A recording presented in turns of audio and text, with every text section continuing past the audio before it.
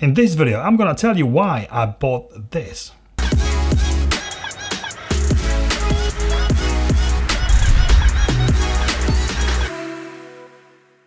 Firstly, I'd like to thank you all for sticking with me, for watching my videos, for liking my videos, commenting on them and subscribing.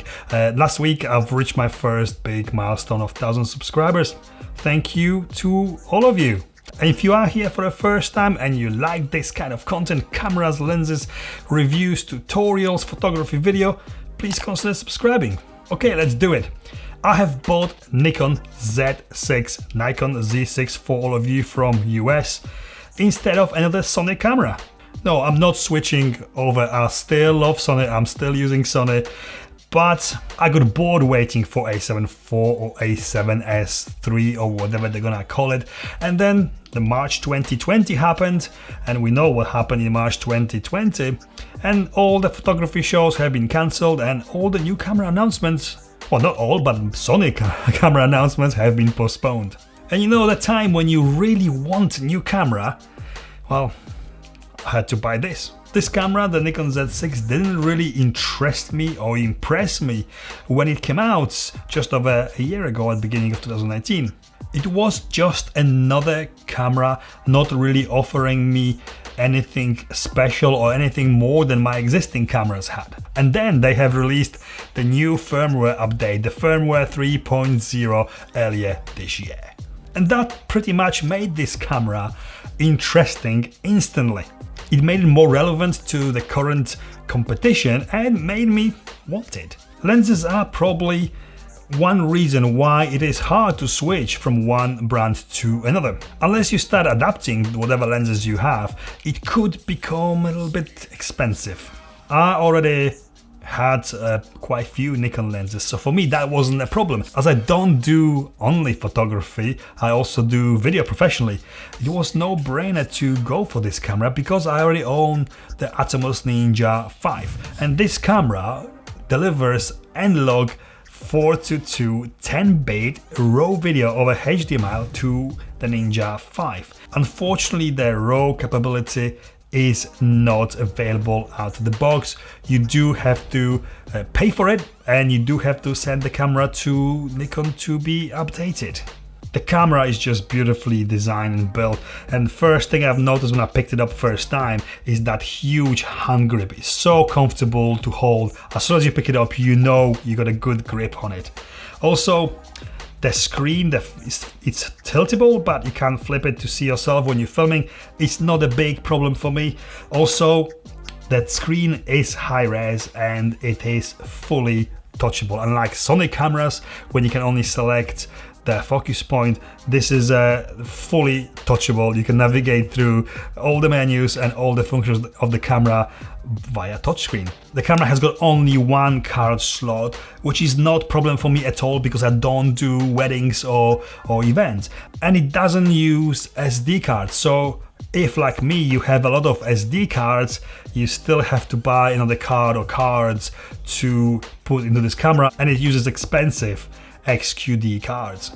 It's a known fact that Nikon RAW files, the RAW photos, are a little bit different. They are actually better looking straight at the camera. There is nothing wrong with Sony or other cameras' RAW files, other cameras I have used, but somehow the photos coming more contrasting with a better color straight at the camera, so they need less editing.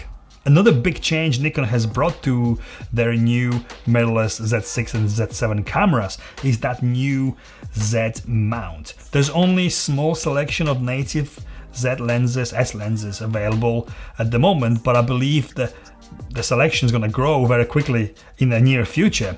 But for the first time ever, because of this new mount, I can actually adapt all of my M42 vintage lenses to this Nikon camera and get infinity focus. Before and previously in DSLR cameras, that wasn't possible. Was possible, but you had to really faff a lot.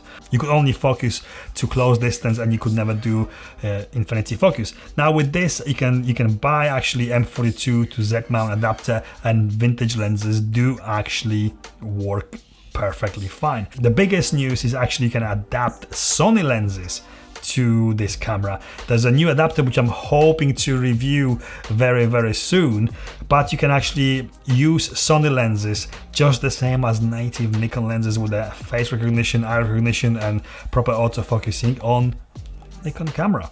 You can use most of all the Nikon F lenses with this camera with the use of the F to Z adapter, and they do work like just any other DSLR Nikon camera for photography, because the focusing is as it's meant to be, they're just right. But when you use any of the older lenses on this camera with the adapter for video, although they do work and the autofocusing works, they do make a lot of noise. So if you were to put a microphone to the camera and do some audio recording on board on the camera, that sound most likely is gonna record with your video. There is obviously no issue using the new S lenses for video. They don't make any noise like the F lenses with the adapter.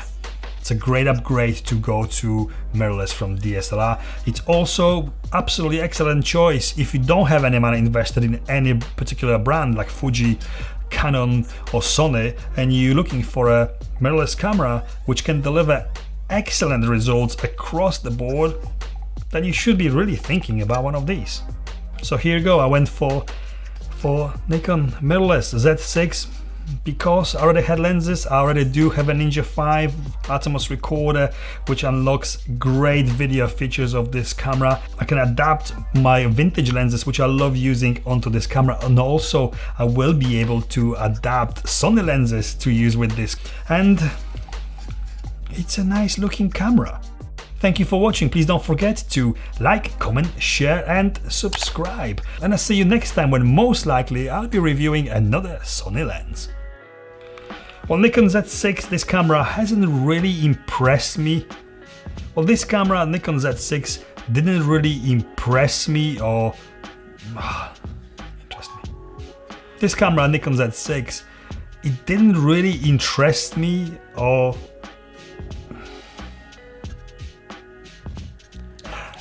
how many times the same take?